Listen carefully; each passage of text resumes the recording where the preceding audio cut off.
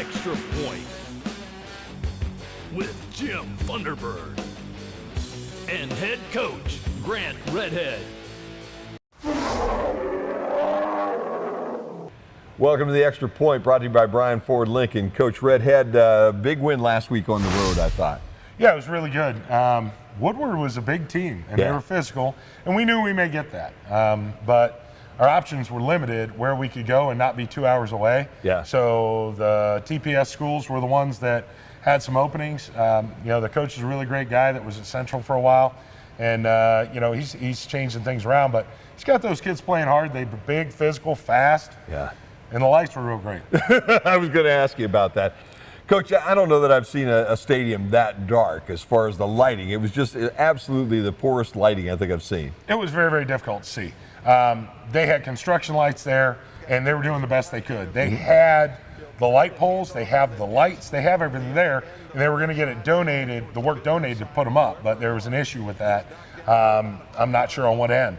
So they didn't have lights. And they say the stadium and the press box is coming, so they didn't even have a press box to film from. So we had to get our guy in the low stands, and also they have a telescoping film we got to film from. The playing surface was great. Lights weren't great, but both teams had to play on it, and we just did the best we could. Yeah, no doubt about that. In the end, it seemed like you guys really took control on the ground. We did. We noticed midway through the first half, they had hands on hips, they were getting tired, and we were starting to grind them down. Third and fourth quarter, we really did that. We started executing better. I told the boys, they said we made about every mistake we can with fumbles, turnovers, interceptions, bad punt snap, everything like that. Okay, it's over. Let's play the second half, and let's dig ourselves out of the hole.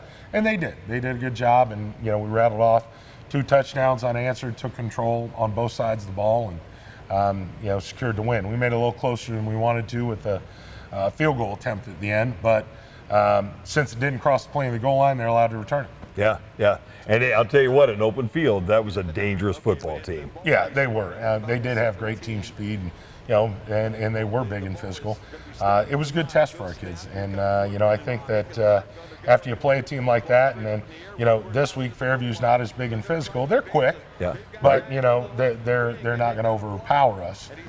So as long as we tackle well, we'll be all right. Do you think in the future there's a chance for maybe a continuation of this game between Woodward and yourselves? I talked to the athletic director about it. The biggest issue was lights. I told him I'd play these guys anytime.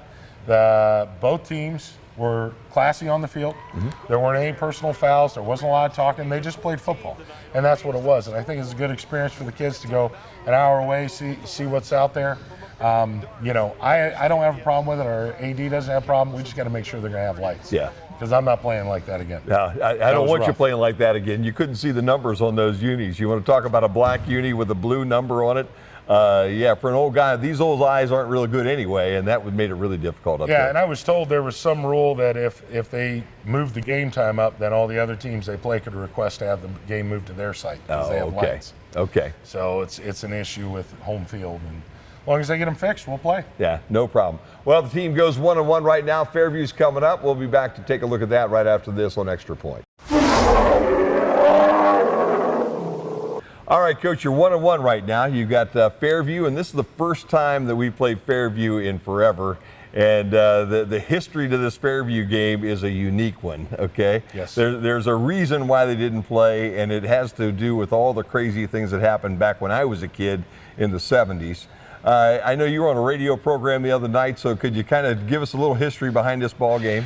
What it was is in '74, a group of 4 guys went over and cut their totem pole down. Yep. Didn't really realize who it was. They found out in '75 there was a fight on the field, and the game got called at the end with 3 minutes left. And after that, they haven't played. They haven't played in 42 years. I don't think it's these guys' dads that remember it. I think it's their grandpas that will remember it now.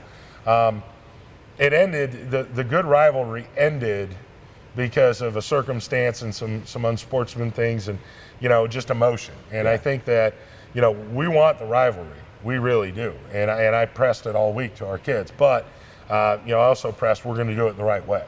Okay, we're going to play with our pads and not with our mouths, and we're not going to put things on social media and things like that. And I said, that doesn't mean you got to be their best buddy.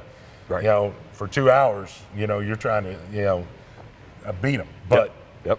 there's a right way and a wrong way to do it. Yeah, no doubt. Fairview's always had a pretty good football team. This year they're kind of young, okay? They've not had a couple of good years behind them even, but I think they're turning in the same direction that you guys are, so it should be a good ball game, I would think. Yeah, I think so. They're fast and athletic. Yep. They've got a quarterback that's elusive. The Groves kid at running back, he's a speedster. They did graduate 4 linemen up front, so they're a little younger and inexperienced, and I've got a little more veteran offensive line that's starting to gel well now.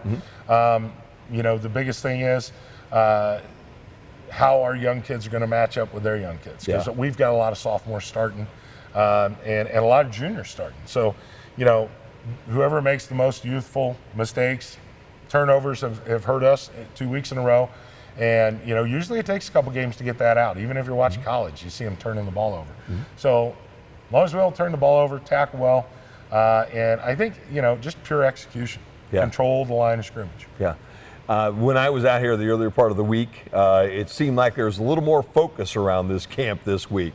All your coaches seem to be a little more focused for Fairview week. I turned up the heat on everybody, and I know what it means to the town. I got it, and that's the thing we want to do. As the head football coach, I want to make sure we're proud of our team and our town and things, and I know what that means to, the people and that I'll see in Chief and in Walmart and up in the square, and I'd much rather them say, "Hey, great job beating Fairview, coach," instead of, "Coach, what happened against Fairview?" We really pushed the kids. We tried to get that sense of urgency and let them understand how big this really is. Yeah. When you look at it on paper, Bryan's the big school, the big town. Here's a little country school down there in Fairview. They've got nothing to lose in this ball game. To beat Bryan would be a big feather in their hat. And if we win, everybody's going to say, well, you should have beaten Fairview. You're Bryan. So it makes it kind of tough, doesn't it? It does, but, that doesn't bother me. A W is a W and an L is an L. Yeah. And I don't care how big or small you are, because, I've been doing this for 22 years, and,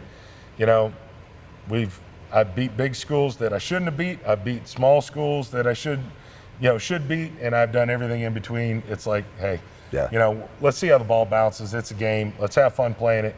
Have a good rivalry, and I like I said, I don't think about the negatives. I just think about winning. Yep. Health of the team right now and keys to the game. We're healthy. Noah Bonnie did not have a head injury. He kind of pulled a muscle in his neck, back in his trap. When he got hit, he kind of got a little whiplash in the muscle. He's fine. We were missing 2 starting linemen last week that we got back, in Connor Ford and Chuma Sanchez. So we're at full strength, firing on all cylinders. Yeah, sounds good. Key to winning this one on Friday night. We got to play physical. Yeah. We have to own the lines of scrimmage. We have to sit there and, if we can do that and we hold on to the football, we'll win. Fantastic. Well, the ball game's right here on BMU Channel 3. It's also on Q96.5 FM, and the ball game's on its way right here. That'll do it for the Extra Point, brought to you by Bryan Ford. Coach, good luck. Thanks, sir.